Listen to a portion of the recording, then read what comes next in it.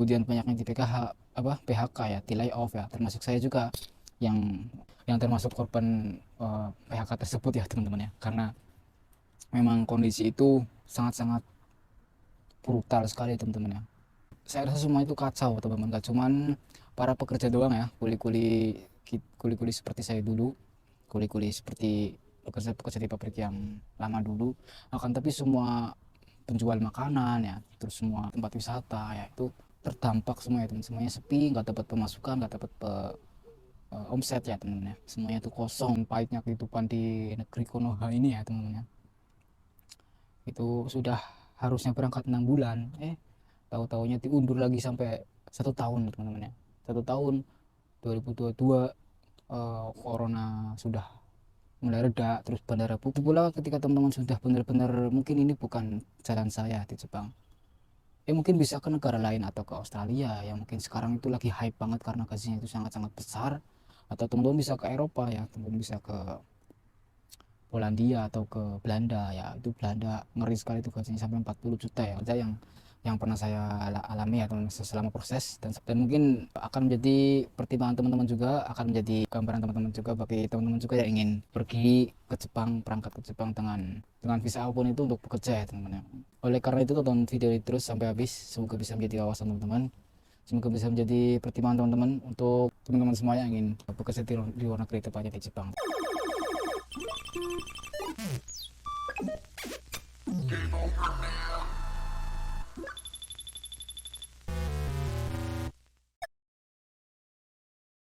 Halo gengs, assalamualaikum warahmatullahi wabarakatuh. Minasan konnichiwa, Mauna des. Baik, oke teman-teman semuanya, kembali lagi ya dengan saya Maulana. Di video konten kali ini saya akan menceritakan ya, gimana sih awal mula bisa bekerja di Jepang ya teman-teman ya. Jadi memang sebenarnya dari awal itu saya nggak ada niatan kerja ke Jepang teman-teman ya. Oleh karena itu saya akan ceritakan dalam video ini bagaimana awal mulanya ya teman, awal mula bisa proses dan bisa nyampe ke Jepang untuk bekerja sampai sekarang ini ya teman-teman ya. Dan bagaimana langkah-langkahnya, terus pengalaman apa aja yang pernah saya alami ya teman, selama proses. Dan mungkin akan menjadi pertimbangan teman-teman juga, akan menjadi gambaran teman-teman juga bagi teman-teman juga yang ingin pergi ke Jepang, berangkat ke Jepang dengan visa apapun itu untuk bekerja ya teman-teman ya. Oleh karena itu tonton video ini terus sampai habis, semoga bisa menjadi wawasan teman-teman, semoga bisa menjadi pertimbangan teman-teman untuk teman-teman semua yang ingin bekerja di luar negeri, tepatnya di Jepang teman-teman. Sebelumnya awal mula minat bekerja di Jepang itu pas waktu corona teman-teman ya. Itu dampak yang paling besar ya generasi saya termasuk ya teman-teman ya. Krisis yang pernah saya alami ya pada waktu itu, karena saya itu sangat merasakan sekali ya susah payahnya itu di dunia kerja teman-teman, terutama mencari pekerjaan teman-teman. Nah pas waktu corona itu saya sebetulnya bekerja di salah satu pabrik yang ada di Jabodetabek ya, ya sama kuli-kuli juga ya teman-teman. Nah di situ pas waktu corona itu sih biasa saja teman-teman, masih ada pekerjaan, masih belum pemotongan gaji dan lain segala macam.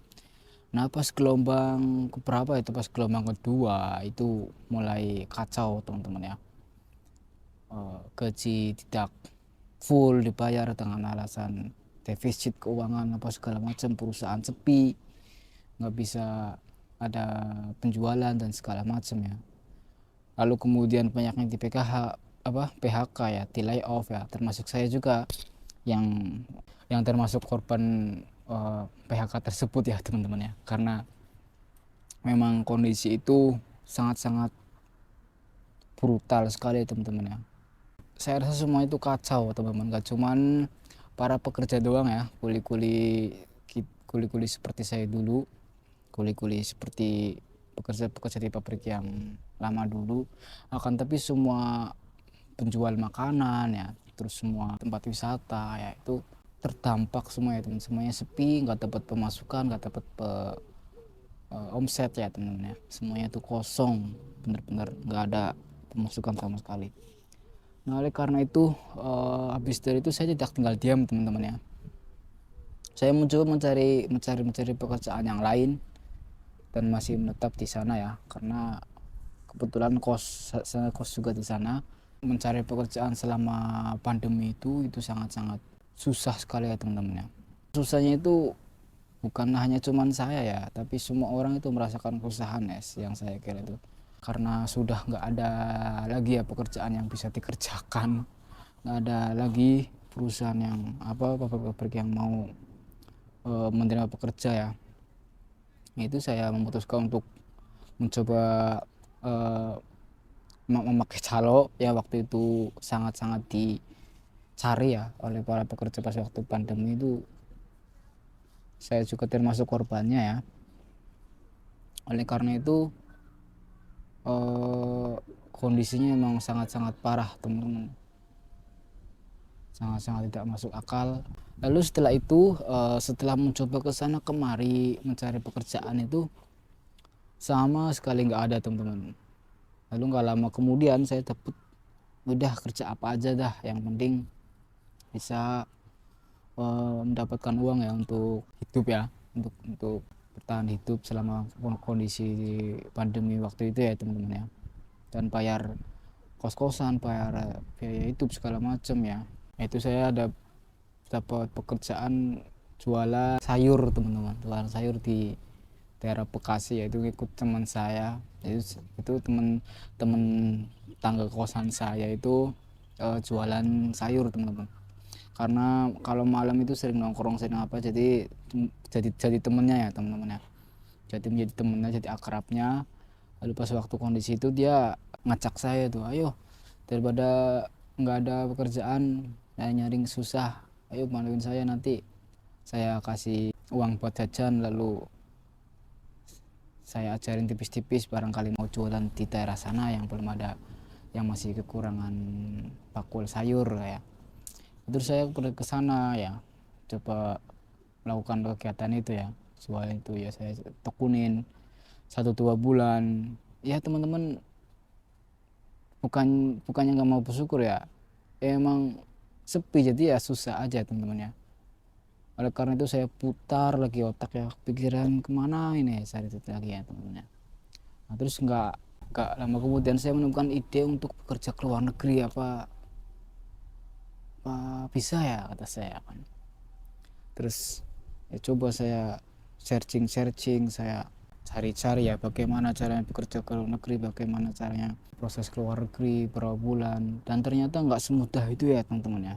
Akan tapi saya tidak putus asa, saya sudah memutuskan untuk ayolah, saya siap, saya berkorban berapapun biaya yang harus butuhkan, terus biaya berapa lama waktu yang harus saya butuhkan juga.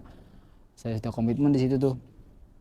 Kemudian saya mengikuti proses, mengikuti interview di salah satu lembaga yang ada di Cikarang ya teman-teman ya.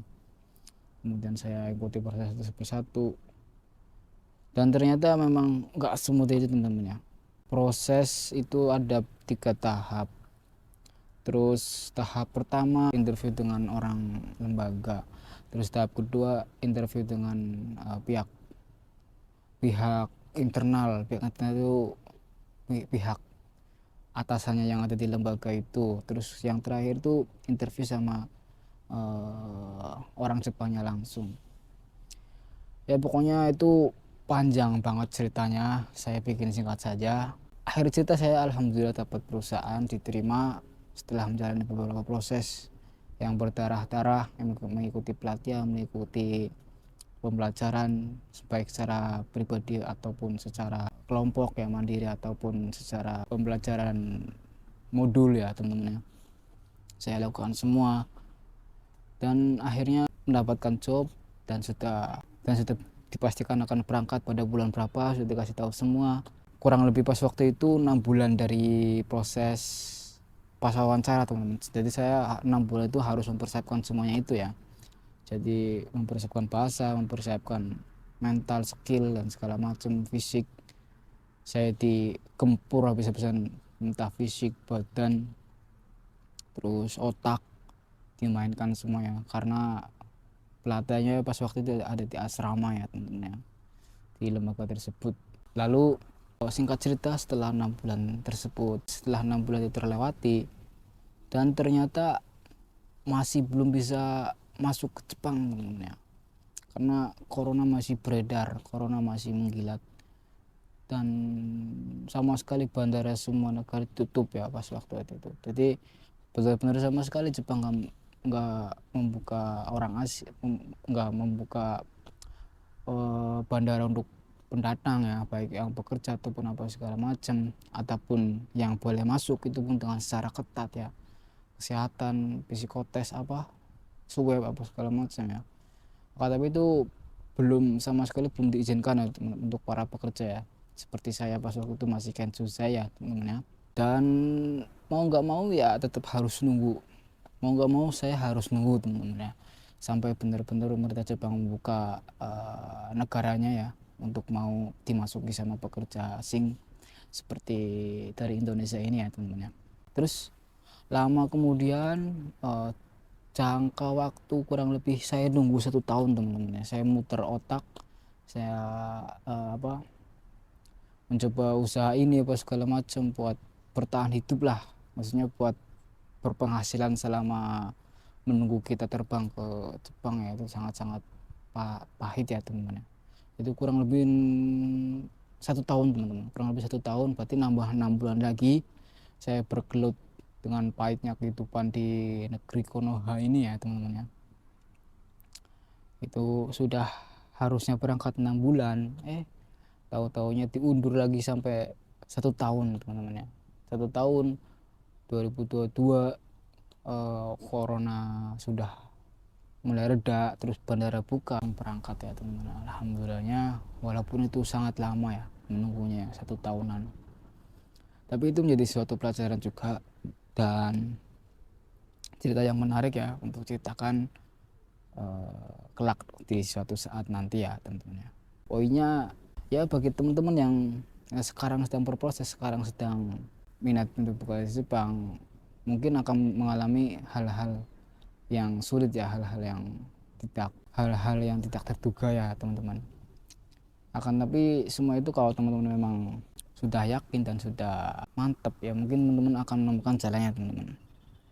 Begitu pula ketika teman-teman sudah benar-benar mungkin ini bukan jalan saya di Jepang, ya mungkin bisa ke negara lain atau ke Australia yang mungkin sekarang itu lagi hype banget karena gajinya itu sangat-sangat besar.